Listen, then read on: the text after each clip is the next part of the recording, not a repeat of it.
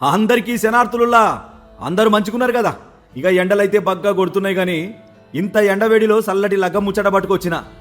లగ్గం ఎవల్దంటే దుగినేపల్లి గ్రామంలో ఉండే కీర్తిశేషులు ఉగ్గే రాంబాబు, శ్రీమతి ఉగ్గే విజయగార్ల ఒక్కగానొక్క కొడుకు రాకేష్ వర్మను గా ములుగు జిల్లా మంగపేట మండలం తిమ్మంపేట గ్రామంలో ఉండే శ్రీ అల్లె ప్రభాకరు శ్రీమతి స్వరూప గార్ల ఆఖరి బిడ్డ అయిన అఖిలతో లగ్గం చేస్తున్నారు.